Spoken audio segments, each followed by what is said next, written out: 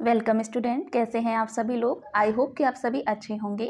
तो आज की क्लास में हम देखेंगे सीटेट मैथ्स के पॉजिटिव टैग वर्ड्स और नेगेटिव टैग वर्ड्स, जो कि आपके लिए बहुत ज़्यादा हेल्पफुल रहेंगे एग्जाम्स में आपके क्वेश्चंस के आंसर को एलिमिनेट करने में। तो ये वीडियो आपके लिए बहुत हेल्पफुल होने वाला है, इसलिए इस वीडियो को जो है बिल्कुल लास्ट तक देखिएगा। इससे पहले हमने सीडीपी के पॉजिटिव और नेगेटिव टैग वर्ड्स के बारे में बताया था। तो अगर आपने वो वीडियो ना देखा हो तो लिंक आपको नीचे डिस्क्रिप्शन पर मिल जाएगा, तो वहाँ से जाके आप वीडियो को वॉच कर सकते हो। इसके अलावा अगर कोई स्टूडेंट सीटेट साइंस पेपर 2 की तैयारी कर रहा है तो उसकी टॉपिक सीरीज़ का भी लिंक नीचे आपको डिस्क्रिप्शन पर मिल जाएगा, जहाँ पर हर टॉपिक को मैंने पूरे डिटेल में समझाया हुआ है विद एग्जाम्पल। तो आप वहाँ से जो भी आपको टॉपिक पढ़ना हो आप वहाँ से उस टॉपिक को पढ़ सकते हो, ठीक है। एंड अगर आप चैनल पर नए हो तो चैनल को सब्सक्राइब कर लीजिए एंड साइड में दिए गए रेड कलर के बेल आइकन को प्रेस कर लीजिए। चलिए वीडियो स्टार्ट करते हैं। तो पॉजिटिव वर्ड में यहाँ पे जैसे आप देख पा रहे हो आगमन विधि का प्रयोग, ये एक पॉजिटिव वर्ड है। तो कहीं पे भी आपको अगर आगमन विधि दिख जाए तो आप इसे लगा दीजिएगा, ठीक है। इसके अलावा ये जो विवेचनात्मक, सृजनात्मक जैसे शब्द होते हैं तो ये भी आपके पॉजिटिव ही होते हैं। इसके अलावा समावेशी शिक्षा, इंक्लूसिव एजुकेशन, मैंने आपको बताया था कि समावेशी शिक्षा में ऐसा होता है कि ना सभी बच्चों को समान शिक्षा दी जाती है, ठीक है। सभी बच्चों को समान शिक्षा दी जाती है। इसमें ऐसा नहीं होता है कि कुछ बच्चों के लिए स्पेशल टीचर होंगे, कुछ बच्चों के लिए स्पेशल अलग से क्लास लगेगी, ऐसा कुछ नहीं होता। सभी बच्चे एक समान हैं तो सभी बच्चों को एक समान शिक्षा दी जाती है। इसके अलावा प्रतिदिन के अनुभव से संबंधित, तो बनी बात है कि अगर हम जो भी बच्चा प्रतिदिन आपका जो काम करता है, जो कुछ भी करता है, तो अगर हम उसको प्रतिदिन के अनुभव से संबंधित अगर उसको उदाहरण देके कोई चीज़ समझाएंगे तो उसको ज़्यादा अच्छे से समझ में आएगा। इसके अलावा ये अमूर्त विषय है। तर्कात्मक कौशलों का विकास, जिसमें लॉजिकल हो, लॉजिक वाली चीज़ें हों, तर्क हो जिसमें, तो ऐसे जो है एग्जाम्पल्स देने चाहिए। इसके अलावा गणितीय अवधारणाओं का विकास और समस्या समाधान कौशलों का विकास, है ना। तो ऐसे जितने भी वर्ड हैं ये सारे के सारे आपके पॉजिटिव वर्ड हैं। इसके अलावा गणित पद्धति व्यवहारिक, ये भी आपका जो है पॉजिटिव है टैग वर्ड। इसके अलावा नए नए अनुभव और सुव्यवस्थित तथा स्पष्ट करना, अवधारणात्मक ज्ञान और समझ, ये सभी आपके पॉजिटिव हैं। इसके अलावा विषय वस्तु यानी कि जो विषय वस्तु है उसको वास्तविक जीवन से जोड़ना, जैसे कि अभी हमने आपको बताया था कि जो भी वो दैनिक कार्य करता है उससे उसके एग्जाम्पल्स, उसी से रिलेटेड उसको एग्जाम्पल्स देना।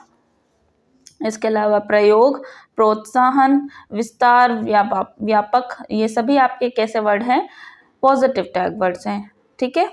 तो अगर आपको ऐसे वर्ड्स देखने को मिल जाते हैं क्वेश्चंस के आंसर्स में तो ये आपके आंसर्स को एलिमिनेट करने में आपकी हेल्प करेंगे। इसके अलावा तर्क या तार्किक चिंतन, इसमें लॉजिकल थिंकिंग हो। इसके अलावा गणितीय जोड़ तोड़ या हस्तचालन का प्रयोग, तो जितना ज़्यादा मैथ को करने के लिए, मैथ को सीखने के लिए जितना ज़्यादा कलम चलाई जाएगी उतना ही ज़्यादा हमें आएगा भी, ठीक है। तो मैथ में हम सिर्फ परिभाषा पढ़ के नहीं चीज़ों को सीख सकते हैं, हमें उसके लिए कलम को चलाना ही पड़ेगा। इसके अलावा अपसारी समझ विकसित करना, संकल्पना को वास्तविक जीवन से जोड़ना और अंतर्दर्शी समझ या कल्पना विकसित करना, खोज या अन्वेषण पर बल, क्रिया केंद्रित या करके सीखना, अनुभव को प्रोत्साहन, ऐसे जितने भी शब्द हैं ये सारे के सारे आपके पॉजिटिव हैं, ठीक है। ध्यान में रखिएगा, करके सीखने से चीज़ें आती हैं, ना कि सिर्फ परिभाषा पढ़ने से आती हैं। तो इसके अलावा अब हम देख लेते हैं नेगेटिव टैग वर्ड्स।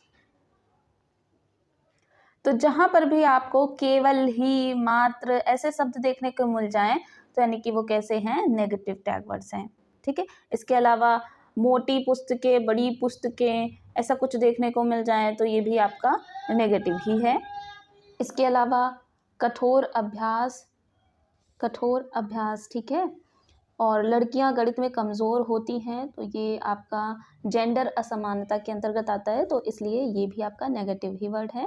इसके अलावा सटीकता, लैंगिक भेदभाव, रोजगार के लिए, तो रोजगार के लिए ही शिक्षा नहीं सीखी जाती है, ठीक है। और व्यावसायिक परिभाषा, सिर्फ परिभाषा पढ़ के ही हम मैथ्स को नहीं सीख सकते, इसलिए मैथ को करके सीखना पड़ता है, सिर्फ परिभाषा पढ़ने से नहीं आती है। तो ये जितने भी वर्ड्स हैं ये सारे के सारे आपके नेगेटिव टैग वर्ड्स हैं। इसके अलावा कलन विधि, केवल, सिर्फ, ही, मात्र, सीमित, एकमात्र, हमेशा, अगर आपको ऐसे शब्द कहीं पर देखने को मिल जाएं तो ये आपके नेगेटिव टैग वर्ड हैं। तो अगर आपको कहीं ऑप्शन में ऐसा दिख जाए कि सिर्फ ऐसा करने से ऐसा होता है, सिर्फ ऐसा करना चाहिए, एकमात्र ऐसा करना चाहिए, केवल ऐसा करना चाहिए, हमेशा ऐसा होता है, तो अगर आपको कहीं ऐसे शब्द देखने को मिल जाएं तो ये आपके नेगेटिव होते हैं। ठीक है, चाहे वो आपकी सीडीपी की पेडागोजी हो, मैथ की पेडागोजी हो, हिंदी की पेडागोजी हो या इंग्लिश की हो, कहीं की भी हो पेडागोजी, अगर आपको ऐसे शब्द देखने को मिल जाते हैं इट मीन्स ये जो है नेगेटिव टैग वर्ड्स हैं। इसके अलावा निर्देश देना, उपदेश देना, व्याख्यान देना, तो ये भी आपके जो है नेगेटिव टैग वर्ड्स हैं। तो इन टैग वर्ड्स को आपको याद रखना है, 3 से 4 बार रिवीजन कर लीजिए, अच्छे से अपने दिमाग में बिठा लीजिए कि अगर ऐसे शब्द कहीं पर आपको देखने को मिल जाए तो ये नेगेटिव हैं। ठीक है, इससे आप क्या होगा कि अगर आप जो क्वेश्चन आप करोगे, अगर उसका एग्जैक्ट आपको आंसर नहीं पता होगा तो आप क्वेश्चंस के आंसर्स को एलिमिनेट कर पाओगे। जो गलत आंसर होंगे उनको कट करते जाएंगे और आपका राइट आंसर खुद ब खुद आपको मिल जाएगा।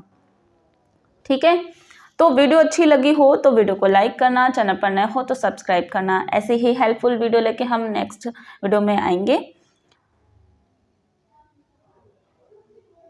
तब तक के लिए धन्यवाद, मिलते हैं नेक्स्ट वीडियो में। Thanks for watching this video.